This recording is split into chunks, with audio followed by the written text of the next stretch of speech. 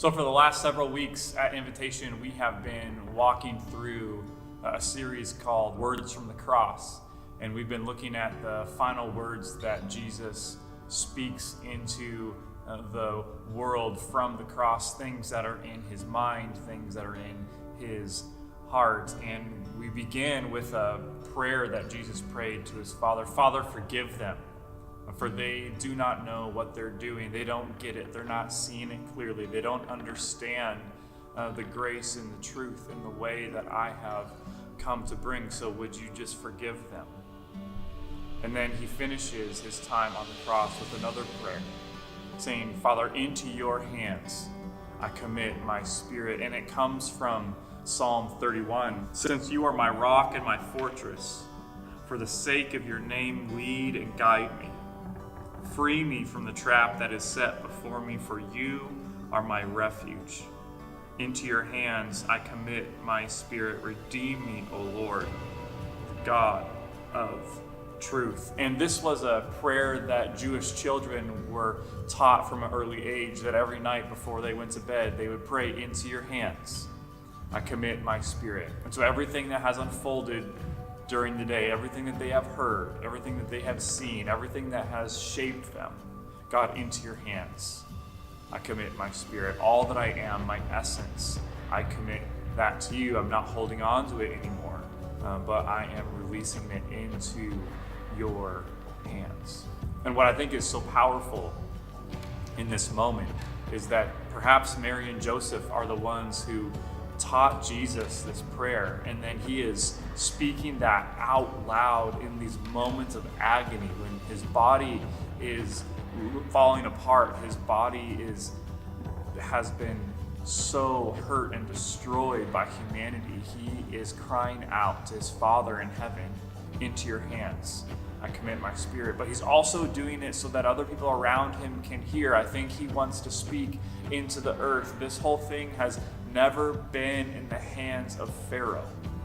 It's never been even in the hands of the heroes of the faith, in Abraham and Isaac and Jacob and people like David and Joshua.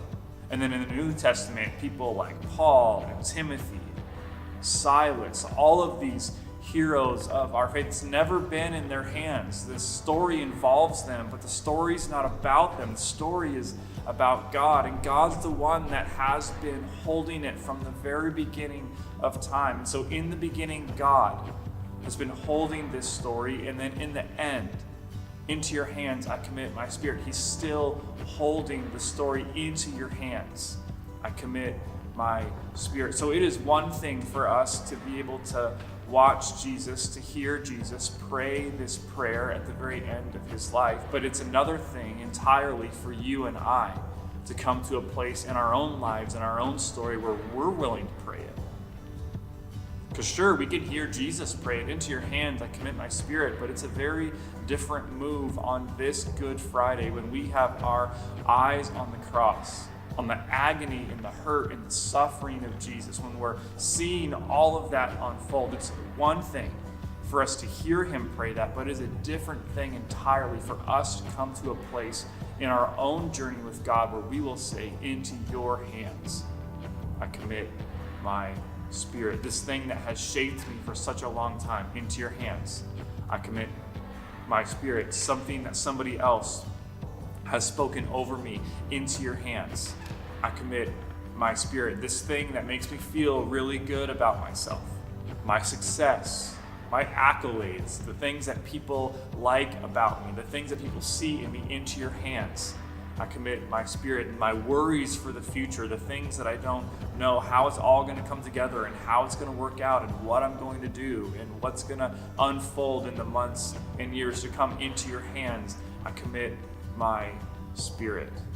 And then Luke gives this really beautiful detail. He says that the curtain in the temple torn from top to bottom.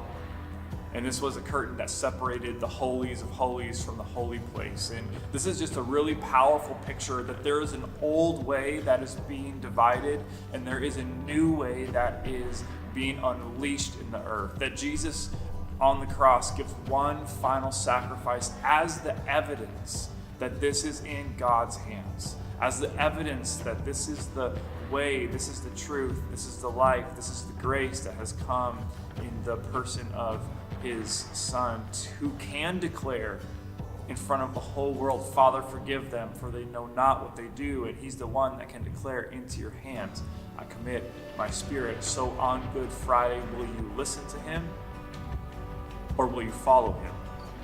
Will you hear him pray, into your hands I commit my spirit, or will you pray that as well with Jesus, into your hands I commit my spirit?